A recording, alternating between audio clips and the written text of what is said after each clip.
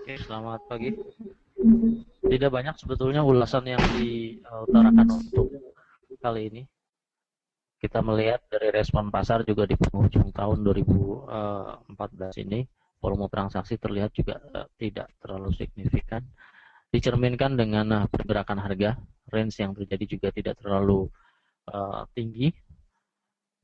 Saya akan membahas untuk global ekonomi yang hari ini akan saya bahas mengenai GDP.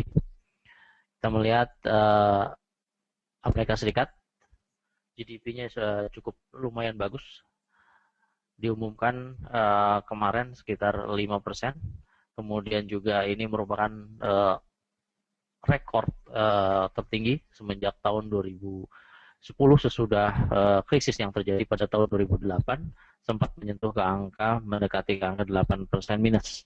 Kemudian di sini juga memang terjadi pada tahun 2014 mendekati angka minus 2,5. Langsung fokus terhadap seperti tadi market fundamental yang cukup utama untuk dilihat para pelaku pasar, yaitu GDP, Gross Domestic Product. Kita tahu Gross Domestic Product menjadi fokus utama. Sekedar mengingatkan, GDP adalah penjumlahan antara konsumsi ditambah investasi ditambah pengeluaran pemerintah ditambah ekspor dan impor. Jadi persamaan ini yang merupakan rumus utama dari penghitungan GDP. Kemudian kita melihat di sini hasil dari GDP Amerika Serikat terlihat cukup bagus, ke angka 5% yang merupakan rekor tertinggi selama sebelum terjadi setelah terjadinya krisis tahun 2008.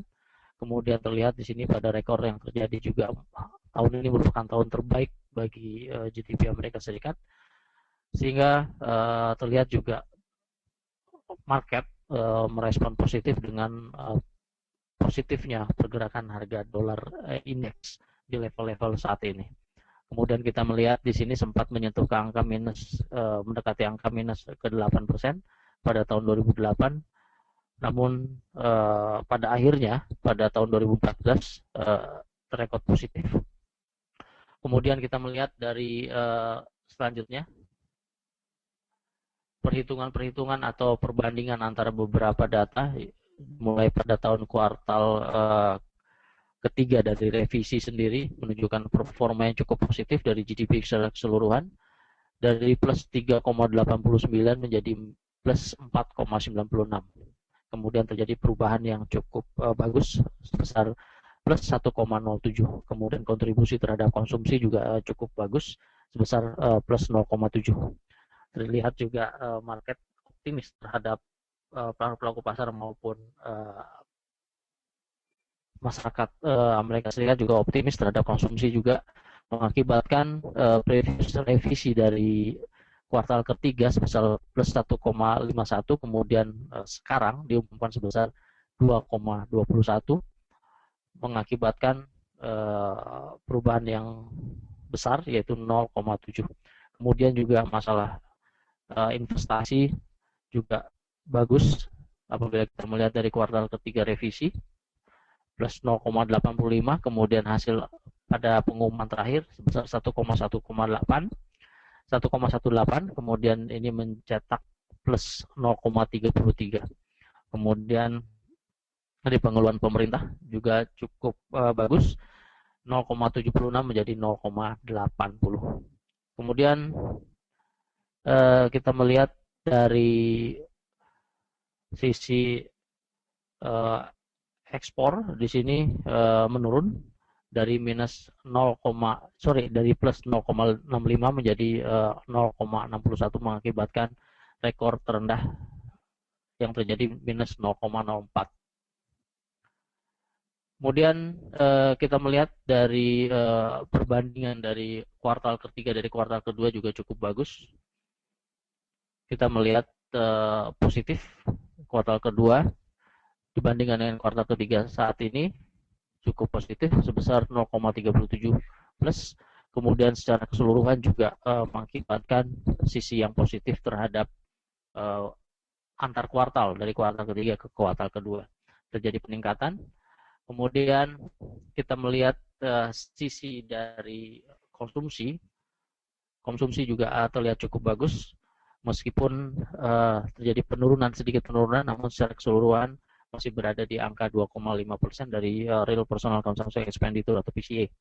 Kemudian secara detail kita melihat juga expenditure durable goods menjadi pokok perhatian utama. Maka dari itu durable goods sendiri merupakan indikator utama yang cukup diperhatikan untuk melihat secara keseluruhan terhadap konsumsi masyarakat.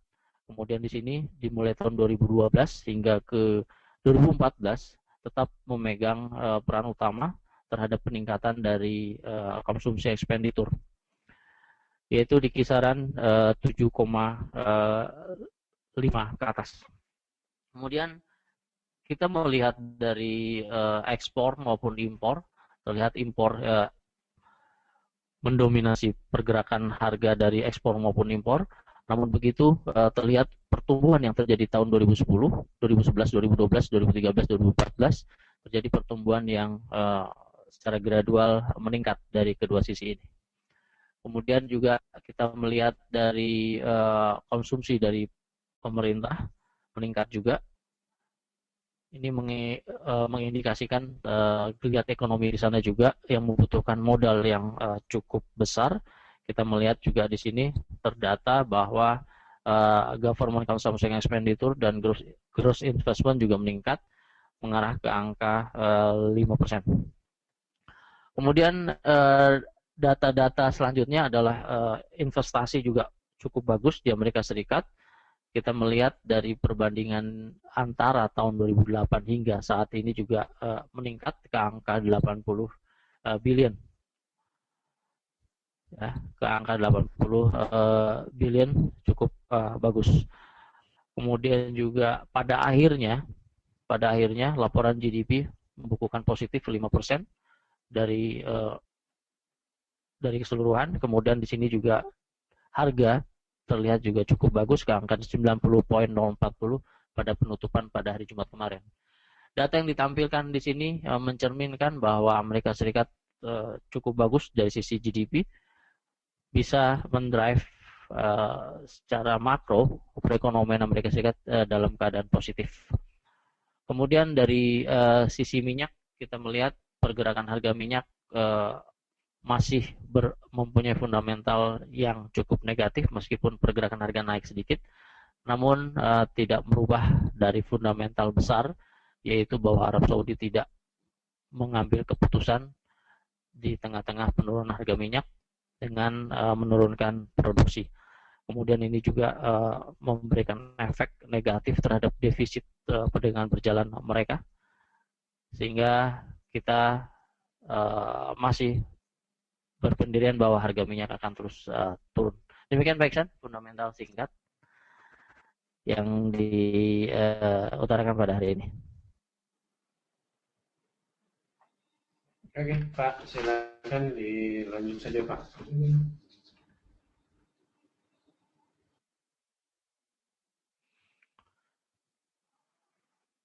Silakan, Pak. Oke, kita melihat dari dolar juga pergerakan pada hari ini 1 jam terakhir terlihat sedikit pelemahan, namun tren yang terjadi masih dalam keadaan tren up. Di sini terlihat juga resisten yang terbaca 90.084 menjadi resisten utama apabila terjadi peningkatan terhadap pergerakan harga dolar indeks kembali. Pattern yang terjadi di sini belum terlihat cukup jelas untuk hari Senin ini. Kemudian di sini tren masih dalam keadaan uptrend. Saya kira sangat mudah kita melihat di sini. Kita tarik garis support yang terjadi juga masih mendukung terhadap penguatan dolar lebih lanjut. Kemudian dari pound sterling juga masih berada di dalam channel. Tren yang terjadi juga masih dalam keadaan turun, baik medium maupun long term. Kemudian di sini terlihat untuk kelanjutan untuk penurunan di pound sterling berada di 1.54788. Kemudian di euro, Yunani pada hari ini mengadakan pemilihan umum. Kemudian terlihat dari pergerakan harga euro sendiri masih dalam keadaan penurunan. Mario Draghi juga masih berkutat mengenai masalah penghindaran terhadap deflasi yang terjadi di Uni Eropa. Kemudian pergerakan harga terlihat juga masih dalam keadaan downtrend. Target masih tetap sama di 161.8 di kisaran 1.211. Kemudian pergerakan harga hingga akhir tahun diperkirakan masih tetap sama, yaitu dalam keadaan downtrend. Kemudian di Australia dollar berada di symmetrical triangle-nya. Kemudian di sini terlihat juga secara jangka panjang untuk Australia masih dalam keadaan drop. Kemudian dalam mingguan juga terlihat masih dalam keadaan drop. Meskipun harga telah melewati dari resisten, namun patut dicurigai bahwa volume transaksi tidak terlalu besar sehingga perlawanan terhadap resisten masih cukup berat, sehingga kita bisa mengambil kesimpulan untuk pergerakan Australia dollar terhadap US dollar, kemudian dibantu dengan fundamental bahwa nilai saat ini masih terlalu cukup kuat bagi Australia dollar terhadap US dollar. Maka dari itu tren kita masih melihat dalam keadaan downtrend untuk pergerakan Australia dollar terhadap US dollar. Kemudian di sini ada support di 0.81068 menjadi titik perhatian utama kita untuk melanjutkan posisi terhadap spot kembali. Kemudian dolar Kanada, kita melihat juga dolar Kanada di sini masih dalam keadaan stagnan di tengah-tengah symmetrical triangle-nya. Kemudian di sini kita melihat harga yang tertera di sini, harga terendah pada hari kemarin, pada hari Jumat, menjadi patokan kita untuk pengambilan posisi short untuk di dolar Kanada, yaitu di 1.157. Kemudian kita melihat komoditi, pergerakan harga komoditi. Seperti saya utarakan tadi bahwa minyak masih dalam keadaan bearish trend, kemudian fundamental juga masih tetap sama. Kecenderungan untuk turun akan terus berlanjut. Maksimal kenaikan untuk minyak diperkirakan hanya sampai ke $70 per barel, dikarenakan angka sell oil yang menjadi titik krusial terhadap penjualan minyak konvensional menjadi perhatian utama juga. Kita melihat di sini ada beberapa negara yang telah mengalami kekhawatiran terhadap krisis, terutama di Rusia. Terlihat juga Rusia menaikkan tingkat suku bunga pada minggu lalu, sehingga kita melihat di sini produsen terbesar di minyak juga bermasalah, yaitu di Rusia. Kemudian pergerakan harga minyak terus mendekati ke angka 52.40 dolar per barrel. Kemudian kita melihat pergerakan harga emas. Pergerakan harga emas memang terjadi peningkatan pada hari Jumat kemarin. Maksimal terjadi pada penutupan pada level-level saat ini, yaitu di 11572. Namun terlihat juga transaksi masih berjalan stagnasi di dalam range antara 1202 hingga ke 1168.10. Kemudian kita bisa menyikapi pergerakan harga emas ini dengan pengambilan posisi jangka pendek. Demikian Pak Iksan, sekilas terhadap teknikal yang terjadi untuk hari ini. Baik Pak Dwi, kalau dan kita lihat dari sisi dua komoditi ini, Pak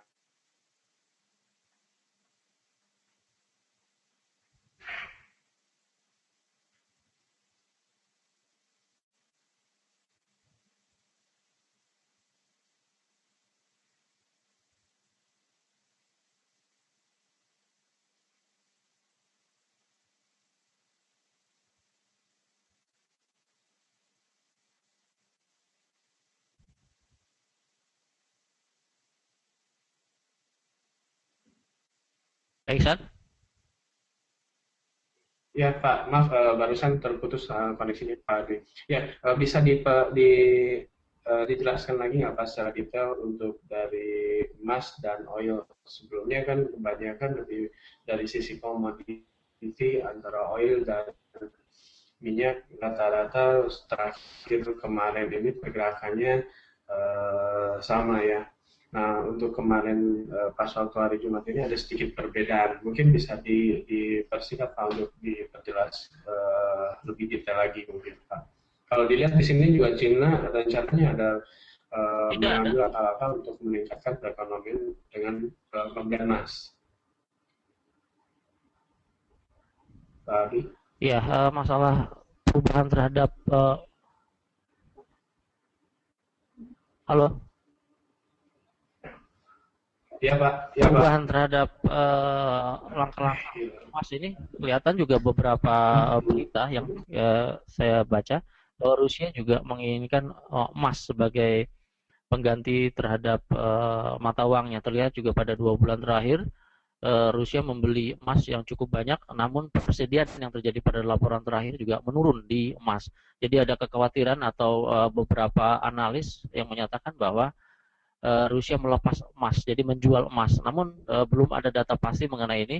Saya melihat dari pergerakan persediaan harga emas yang terjadi di Bloomberg, memang terjadi penurunan di persediaan harga emas Rusia. Namun tidak ada secara pasti bahwa Rusia menjual emas pada kali ini.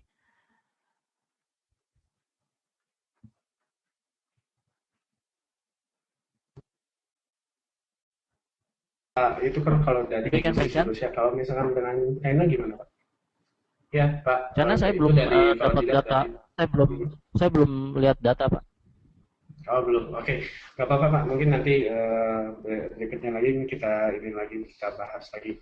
Kalau dilihat dari sisi indeks saham gimana Pak Dwi? Dengan dampak libur kemarin Pak?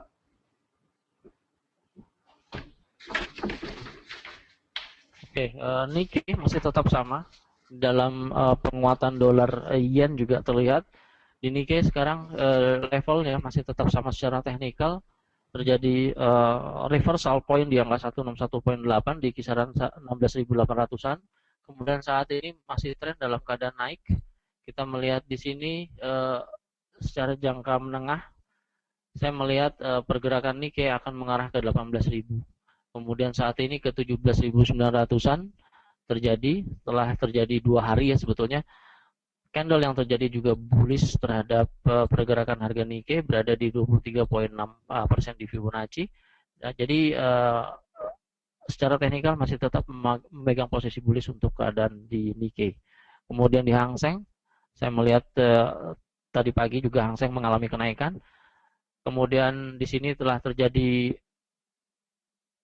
di atas dari resisten yang terjadi di inverse head and shoulder yang terjadi di 4 jam. Kemudian saat ini berada di kenaikan mendekati harga saya mengambil resisten di 24.216.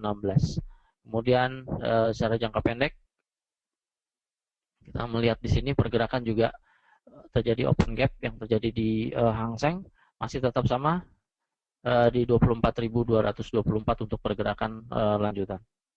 Demikian Pak Iksan.